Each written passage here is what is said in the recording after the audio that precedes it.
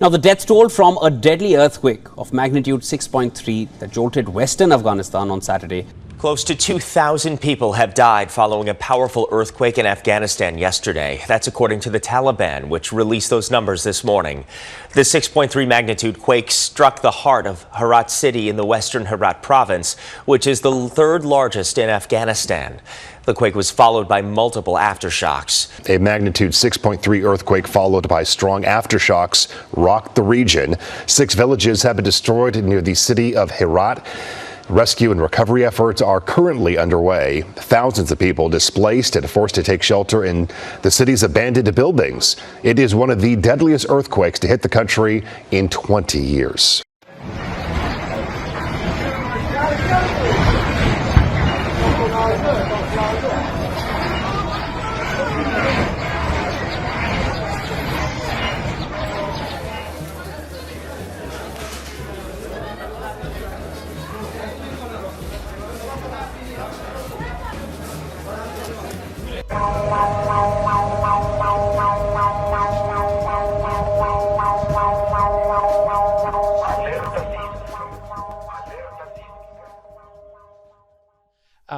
Into those small, tiny communities around the border, peaceful kibbutzim, people on a Saturday morning, on a Jewish holiday, on the Jewish Sabbath. Anyhow, it's going to be a terrible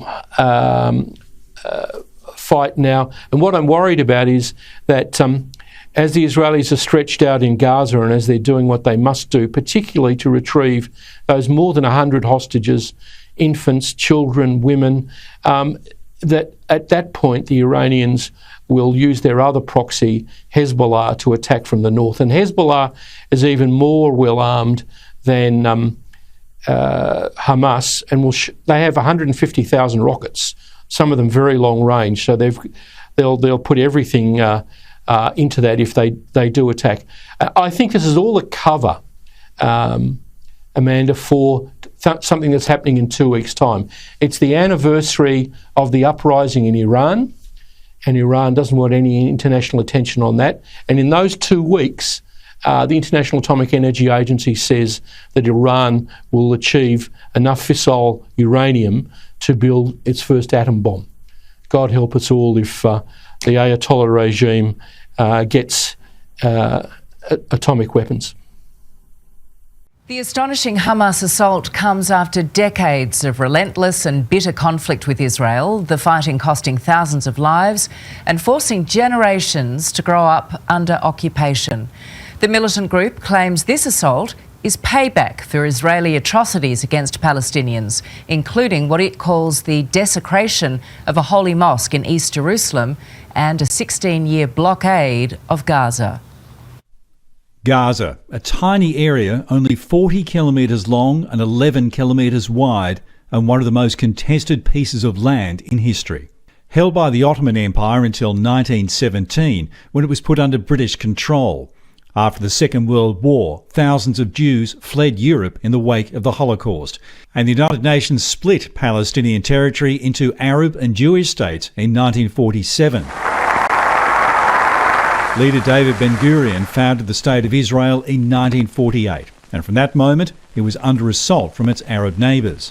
Egypt attacked Israel through the Gaza Strip, and while Israel won the war, Gaza remained under the control of Egypt, and Palestinian refugees poured in. Numerous insurgencies and the Six-Day War followed,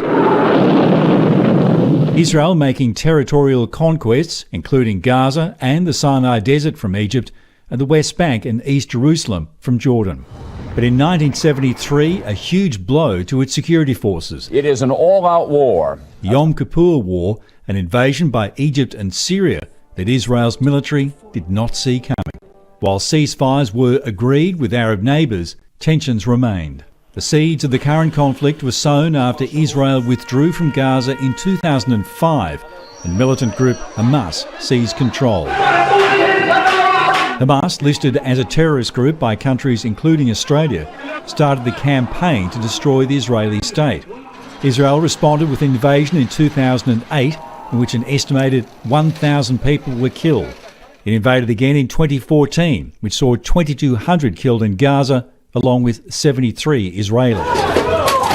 A flashpoint throughout has been the Al-Aqsa Mosque in Jerusalem, Islam's third holiest site, built on Judaism's holiest, the Temple Mount. Recent visits by hard-right members of Israel's government inflaming tensions. It's one of the reasons Hamas gave for yesterday's shocking assault, which came almost 50 years to the day since the Yom Kippur War